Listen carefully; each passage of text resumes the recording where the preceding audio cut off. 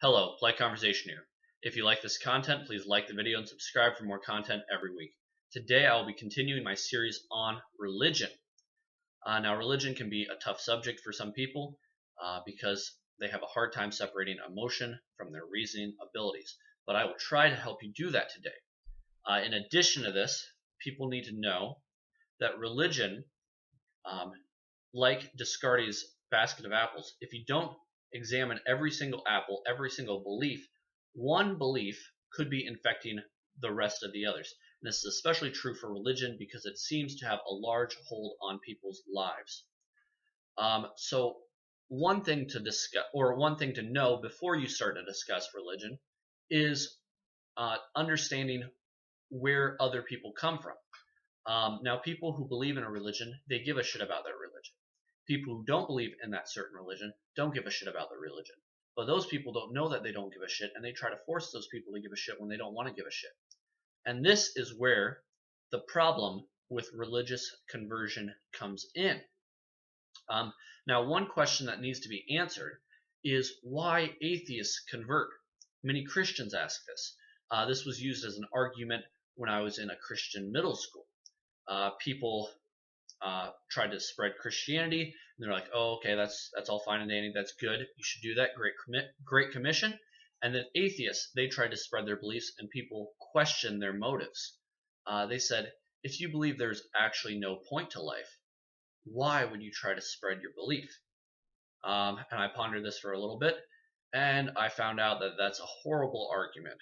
Why? Because why do you spread your political beliefs? Why do you spread your beliefs about why you hate Kim Kardashian?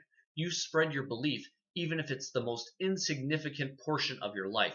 It's because people like to talk, people like other people to believe what they want, people like to believe that other people believe that they are smart, and people want to rise up the social ladder. And one way to do that is to win arguments. You show your prowess. It's like getting in a fight, but with your words. And whoever wins that fight gains a lot of stuff. Often today, mates are chosen based on intelligence. Intelligence can be shown through the way you argue. So there's a multitude of reasons why atheists convert rather than, oh, the meaning of life. They are not led by Satan.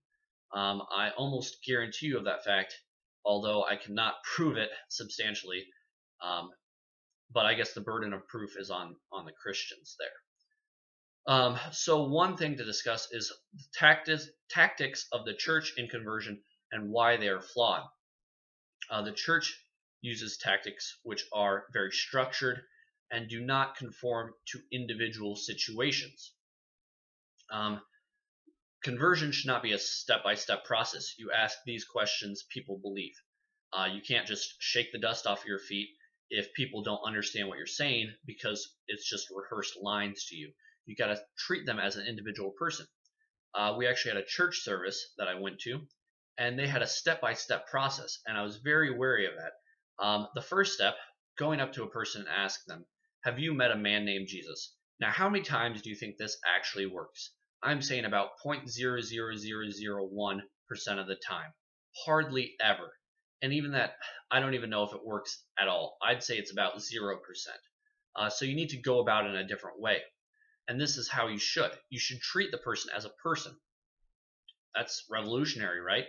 You should go up to the person. You should understand what they believe before you try to change what they believe. And you need to be open to the fact that your opinion might be wrong.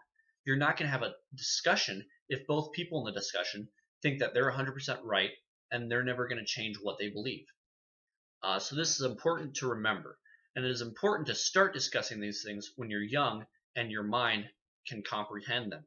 When you're older, you get more set in your ways and you quit questioning things because it's too hard. And they think young people are lazy. I say old people are the lazy ones. So there's an important difference to make: emotional versus logical conversion.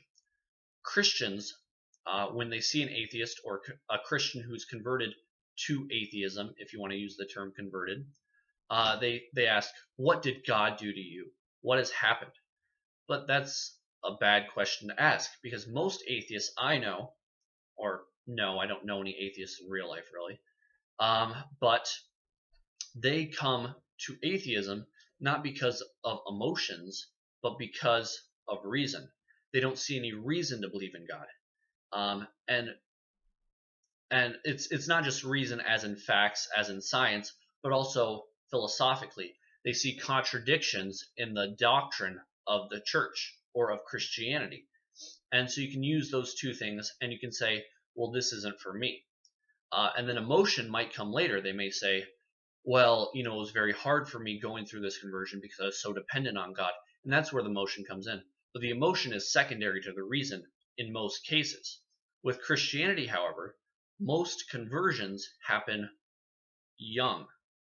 Most people who are Christians because they're raised in a Christian household. They become emotionally dependent. Reason comes second.